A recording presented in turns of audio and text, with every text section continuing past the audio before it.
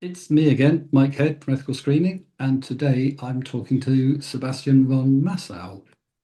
As any of you who watched these before know, I sometimes talk to people from the investment industry, and sometimes I talk to people from the not investment industry just about topics that I find interesting. And it's all driven by the same thing, which is when people in the office or at home say, "Oh, that sounds interesting, I wish I'd been there." This way, they can sort of vicariously be there. So if you can introduce yourself, and then we can very quickly me say, what is it that you do? And then I'll spend the rest of the time just nodding and giving you the opportunity to explain. Perfect. Yeah, my name is Sebastian. I'm a lawyer and a research fellow at NYU. And I specialize in international law and, in particular, on the right to self determination and on occupied territories. And the reason that we are in touch, apart from the other connection, is we've been looking at areas under occupation, and there are some that are better known than others. And one in particular, which is a focus for you, which is Western Sahara, is something that is not as well known as it ought to be and deserves to be. And so having a conversation about what's going on, where we're at with it, how it arose, what the demographic engineering, which is a phrase you introduced me to that I didn't even know existed, something around that whole piece would be incredibly useful. So I'll let you do the potted version of sort of like a CV, but you're not looking for a job.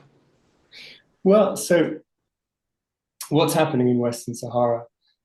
There's maybe two ways to approach it. One is to ask what should be happening in Western Sahara as a matter of international law, and then what is actually happening in Western Sahara on the ground. And as a matter of international law, what should be happening in Western Sahara is relatively straightforward.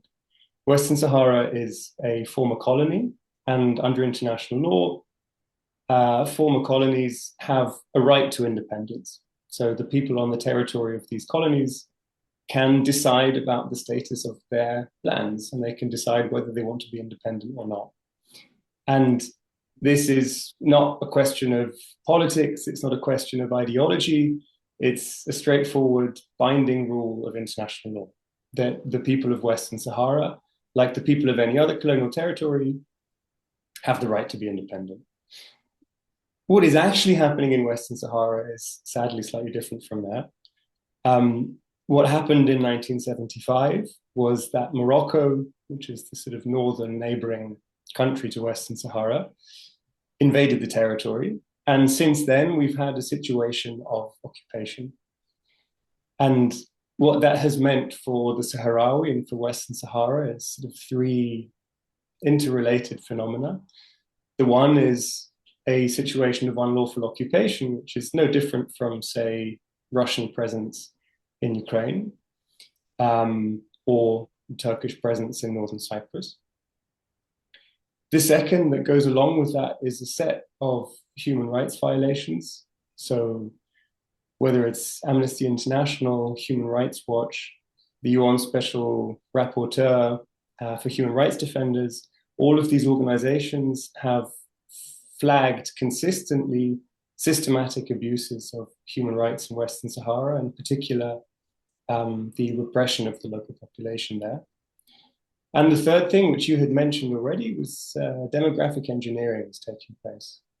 So since the 1970s, but in particular now since the 1990s, Morocco has sought to move Moroccan people into Western Sahara as a way both of displacing the Western Saharan population, as a way of muddying the waters in terms of who is actually the population on the territory. And that's connected with a set of investments and industrial developments that we can also come on to talk about later. Because that's the other part, isn't it? Which is why it's almost become of greater relevance and importance because people tend to hold on to colonies more strongly when there is a financial benefit. And from our perspective in the world of sustainability, you've got resources, both actual mineral resource and also power generation resource, which is a bit of a tricky one because the simplistic approach of let's put lots of solar panels and wind turbines is all very well, but it would be nice if the people on the land actually benefited from that, which is a whole other subject. So this is absolutely right. Western Sahara it's a relatively unknown little bit of land, but it's a remarkably attractive bit of land. It's got a coast that faces the Canary Islands and therefore that faces Europe. It's actually not that far from continental Europe either. It has fairly rich, if not the richest, phosphate resources. Phosphate's an essential ingredient in fertilizers in particular, so a huge part of basically global food security. And Morocco is the world's largest exporter of phosphates, and as such have a really strong interest in accessing these phosphate resources on the territory. But also, as you mentioned, as a extremely sun-rich and wind-rich steppe territory, it's very attractive for developing renewable energies.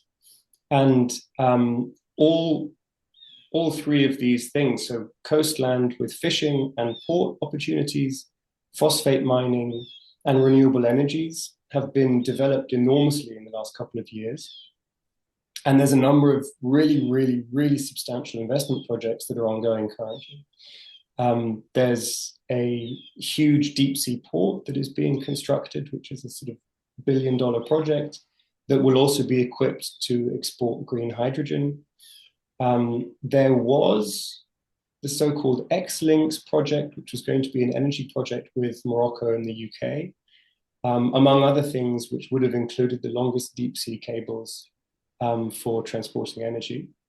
That has fallen through for now, but involved a sort of $34 billion investment portfolio, and a number of elements of that project have been started and will be continued in other ways. And also the Moroccan government has committed to 2030 to 1.5 gigawatts of renewable energies. And again, that's another sort of around the scale of about $1 billion worth of investment project. So there really is quite a lot happening on this territory that is, from the point of view of international law, quite simply a violation of various central principles of international law, be it non-intervention, prohibition on the use of force, and then, of course, the right to self-determination. So how did you end up looking at this if I don't end up sounding like your parents thinking, why didn't you do something where you'd make us much more money? As if that mattered. So I came to this, as with so many sort of research projects, I really came to this by chance. I'm interested also more broadly in the relationship between historical colonialism and contemporary legal practices, whether that's the laws that we have today, the institutions that apply them, or also the colonial peoples that try to instrumentalize these laws, and possibly even sort of change their meaning and reappropriate them for more radical uses. And the Western Saharan people have established their own state, which is called the Sahrawi Arab Democratic Republic. It's a full member of the African Union, but not a member of the UN. It's been recognized by some 83 states. And they also have a national liberation movement, which is called the Front Polisario, who began by trying to resist the invasion of Morocco in the 1970s and have now become a sort of quasi-state within a state.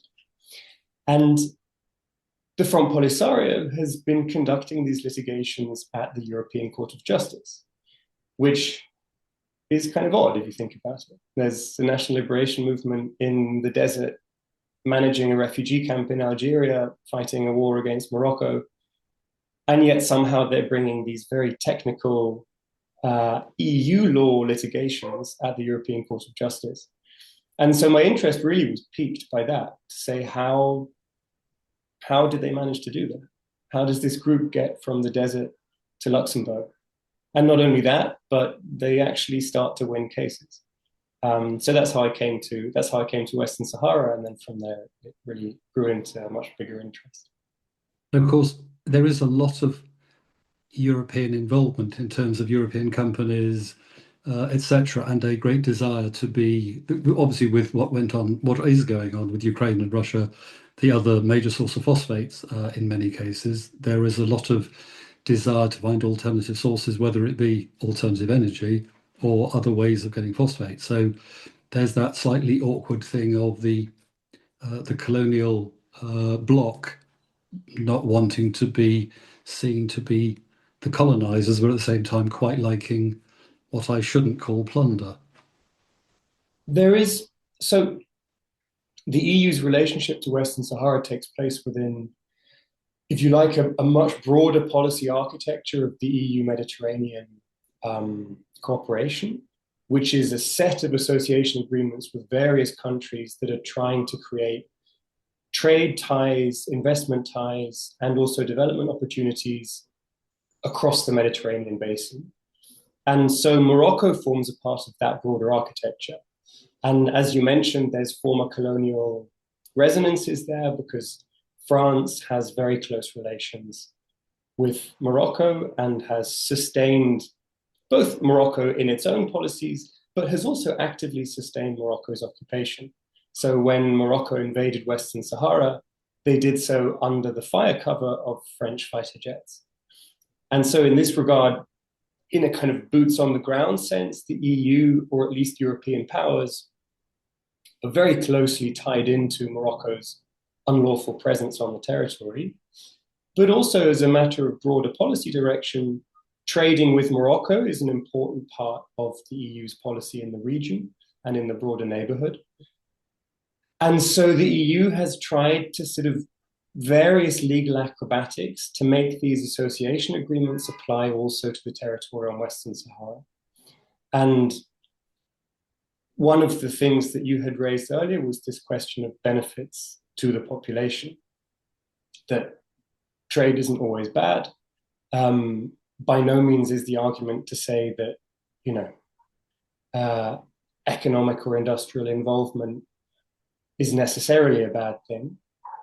But as a matter of international law, the people of the territory have permanent sovereignty over the natural resources on that territory. And that means specifically the Western Saharan people have sovereignty over the natural resources on their territory. And the problem that we have in Western Sahara is that as a result of the war, as a result of the Moroccan invasion, a substantial proportion of the Western Saharan population has fled the territory and since the 1970s has lived in these really enormous by now refugee camps in Algeria. So we're talking about 250,000 people living in 5 camps spread out in a really substantial area in the desert in southern Algeria, which means though that any development that takes place on Western Sahara, whether it's phosphate mining, whether it's fishing, whether it's agriculture, growing tomatoes, growing dates, all of the trade that takes place with Europe, it may benefit people who are living in Western Sahara, but those are Moroccan citizens. It doesn't actually benefit any of the Western Saharans who are living in refugee camps in Algeria and whose right over these national resources is effectively being infringed by these kinds of trading practices. And of course, refugee camps aren't cheap to run. So you create a lovely economic drain on Algeria, with whom some European countries also have an interesting historic relationship. And it's quite messy. And yet it's not terribly well known that this is one of those sort of ongoing, I suppose it depends how small or large your sort of universe is in terms of knowledge around this. But if you asked a number of people, and people with a level of interest, shall we say, rather than engagement, they would not go there if you were talking about areas and countries and regions under occupation. Is there a reason, do you think? It's a really interesting question. I suppose the kind of obvious companion or comparison to the situation in Western Sahara would be the Israeli occupation in Palestine, which is this sort of really central firebrand case and draws a huge amount of attention, both in the media and also in academia. I think the reason why Western Sahara has fallen by the wayside a little bit is probably, there's a number of things. I think the first one is to do with the actors who are involved. That Israel, both historically and politically, has much closer ties to Europe, and as such is much more present in the sort of, in the media landscape, in the collective consciousness about what's happening in the region, which you can't really say the same thing for Morocco. It's not really as present in European media and European conceptions of the neighborhood and what's going on there. The second thing is a question of violence, that the Front Polisario has maintained a strict policy of no terror, that they have never committed any kind of bombings or acts of terrorism in Morocco as a part of their national liberation struggle, which often have formed part of historical national liberation struggles. And those kinds of acts, of course, draw media attention because they are sudden and violent and shocking. And as whilst they're sort of awful from a human point of view, they draw attention from a media point of view. What the Front Polisario has been involved in is something that's much harder to capture through these kind of short media cycles, which is a long, sustained war of attrition.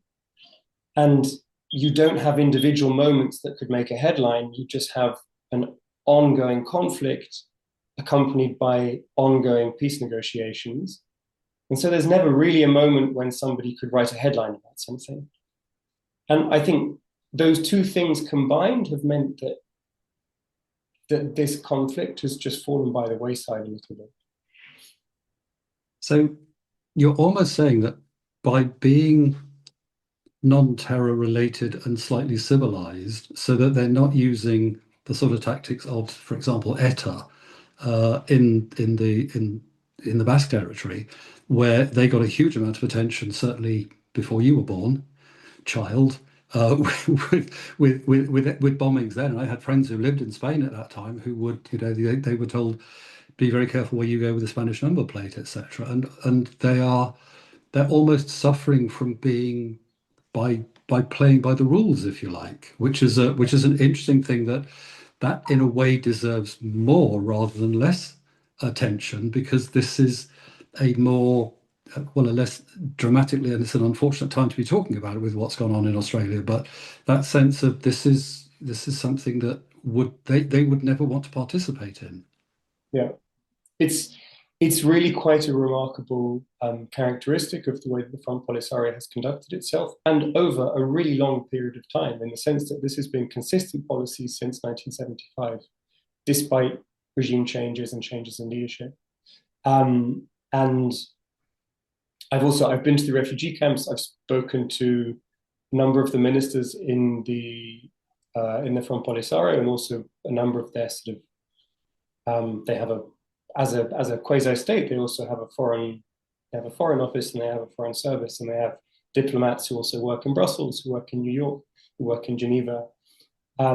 And they are very aware of this limitation, and they're very conscious of how this is restricted the kinds of attention that they can get. But it's something that forms a part of their conviction and their political commitments, which, as you say, it's quite remarkable. And so, I mean, effectively, it's 50 years this year. Whereabouts are they based? And sort of, as you say, they've got offices in various European and North American cities, etc. But are they based in territory, in Algeria, in the refugee camps? How are they funded? What? The distribution is as follows, really. You have the large majority of the Sahrawi, of the Western Saharan people, are in these refugee camps in Algeria. And that's also where the current administrative center of the Republic is, and where the Front Polisario is based as well. That's where the majority of the ministers are. That's where their sort of foreign office is. And that's the administrative headquarters. There is a small stretch of the territory of Western Sahara that are called the liberated territories, which are the territories that the Front Polisario was able to retain militarily effectively. The issue with these territories is There's no coincidence why it's these territories specifically that the Front Polisario was able to retain, because there are no phosphates on those territories. They are much sparser in terms of wells, so it's almost impossible to set up any kind of agriculture there. And so there have been attempts to populate these territories every now and then, and they do have settlements in these liberated territories, but it's extremely hard in the sense that there are, as I said, there's no wells, there is sporadic fighting, and they are subject to drone attacks and to sort of pot shots from the Moroccan side. And then in terms of where these various diplomats are based, it really depends on the diplomatic relations that they have with the states where they're based. So South Africa is the sort of the strongest example of diplomatic recognition, where they have an embassy, they have full consular relations. The president of the Sahrawi Arab Democratic Republic went on a state visit to South Africa and was accorded full kind of diplomatic welcome. Contrast that with somewhere like the UK, for example, where the Sahrawi Democratic Republic isn't recognized. As such, they don't have consular relations, and they are working almost on a sort of diplomatic guerrilla level, that they coordinate with activists, they try to coordinate with the Foreign Office, and they try to maintain ties as much as they can. And then in places like Geneva and the UN, which are these sort of, New York, which are these centers for international relations, international diplomacy, the Front Polisario also work together with organizations that are dedicated diplomatic advisors and consultants that work on pro bono basis to support these kinds of actors. And how many people, in terms of the total population, if you were combining the people in the refugee camps, etc., and those who are still able to live within what would be their own land, what are we talking about in terms of population? This is quite a difficult question to answer. So, as I had mentioned, the current estimates for the refugee camps are 250,000 people. The population that remains in Western Sahara in the occupied territory is much harder to define, because they're not granted any kind of administrative recognition of their status as Sahrawi. So if they remained in Western Sahara, they're treated as Moroccan citizens. And that's part of this demographic engineering that Morocco, through these kinds of administrative measures, like issuing identity cards, like issuing passports, like cancelling the old Spanish identity cards that the Sahrawi had as members of the colony, is a way of making these populations disappear administratively. The estimate range is around, again, somewhere between 100 and 200,000. So including the diaspora, the rough estimates that there are is sort of 500,000. And how big a land area are we talking about? So Western Sahara is quite a large stretch of country. How much of it you can actually use? So I don't have the specific sort of the actual size of it, but we're not talking about something that is the size of a city. We're talking about the size of a small country, and in particular that has really quite a long coastline. That makes it extremely attractive, again, for things like fishing and for ports and for trade more broadly. So what's the future? What is the future? There was your face sank at that point. Yeah, so I think, again, it depends. I mean, one question is, what is the future from the point of view of international law? In that regard, as a matter of the law, there hasn't been any change. The Sahrawi still have the right to self-determination. Morocco still doesn't have a right to title to the territory. The situation as such is still an unlawful occupation, and it's still a violation of the cardinal norms of international law, the right to self-determination, provisions, forced non-intervention. As a matter of international relations, the ground is beginning to shift a little bit, and sadly away from international law. So in October, the UN Security Council passed a resolution that acknowledged a Moroccan proposal that has been kicking around since 2007 that effectively proposes that Western Sahara becomes federated within Morocco, that it becomes a sort of autonomous region under Moroccan sovereignty. And this plan had for a long time been rejected because it very obviously infringes international law.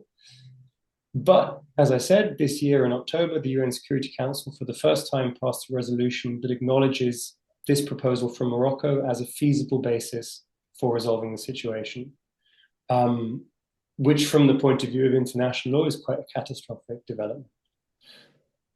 If we think about the practicalities of trading on Western Sahara, the future from the point of view of the EU, which is the largest trading partner with Morocco by quite some way, is uncertain in the sense that just last year, the Front Polisario succeeded with their litigation to annul the trade agreement between the EU and Morocco.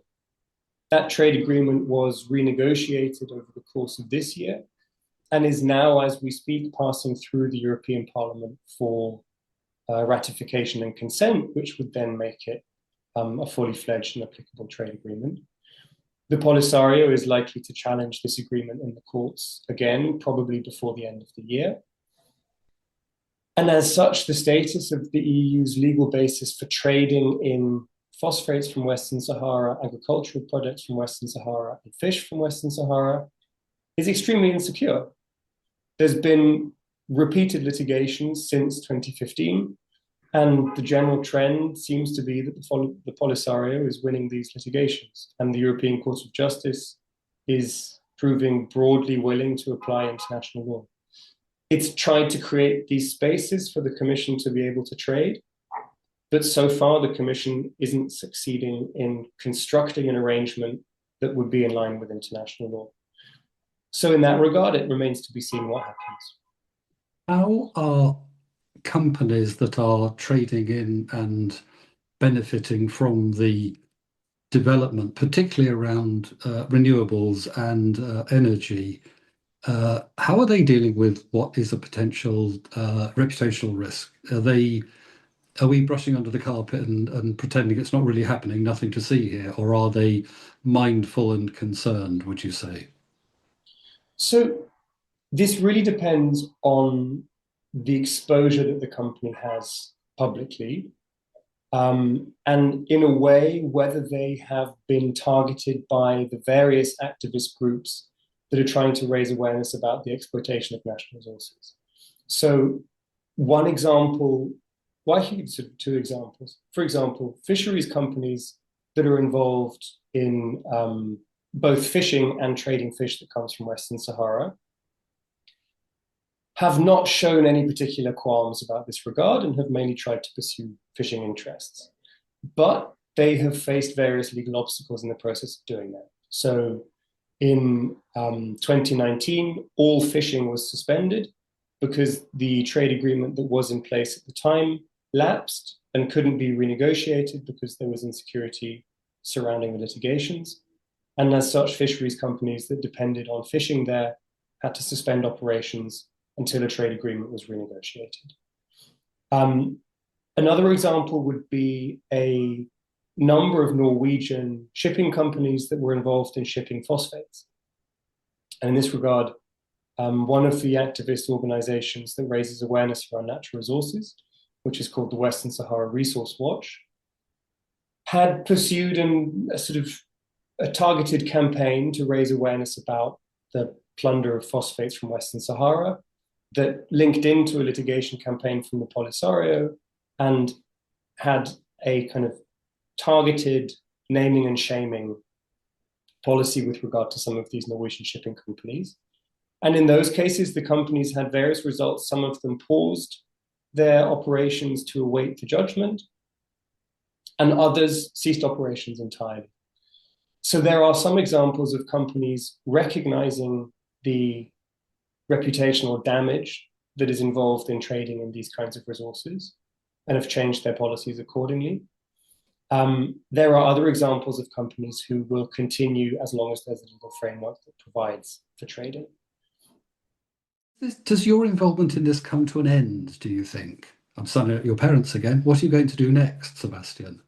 It's that thing about, how long have you been involved with the Western Sahara, this particular piece? And obviously, it's not as though there aren't other issues around occupation, colonialism, displacement, etc. And you don't have to go to hotspots like Israel and Gaza. There are plenty of other places where there are peoples being displaced and disadvantaged, and capitalism is running them over, etc. Do you? Is there a point where you think I've done as much as I can, or where does it head? This is sounding more like an interview than ever. Well, so I think it really depends on the kind of involvement. There's academic involvement, which I would say it never stops, because the moment you discover an interest for a situation, you naturally begin to follow it and you follow developments. And part of I think part of my responsibility as an academic is to continue to comment on these situations, and certainly within the academic communities that I have access to raise awareness about the legal issues that arise every time something happens. So if there's a Security Council resolution, if there's the renegotiation of a trade agreement, if there's another case that comes out, I will invariably, I'll read it, I'll comment on it, I'll be engaged in it, and I'll be involved in it from that point of view. From a personal point of view, also, these involvements go much deeper, in the sense that when I was in the refugee camps, I stayed with families there, and you form personal bonds. And so there's also a degree of personal investment in the fates and experiences of the people who are living there. And they continue beyond the professional involvement. You're absolutely right that it's not the only situation of occupation or displacement or demographic engineering on the planet. And as such, my research now for the next couple of years will be expanding out into various other situations of occupation. And in that regard, I do think one of the most interesting and most challenging questions is how you square the need or the impulse to create cooperation through trade, which is one of the core tenets of European external action, with the core rules of international law that should be prohibiting these occupations and protecting the people under occupation. And trying to square that circle is, I think, what I'll be spending my next couple of years on. Which is a good point at which to finish. That's been very, very interesting, and thank you very much. I'm very grateful. It's been a real pleasure. Thanks so much. Thanks. I'll press the stop button. Stop.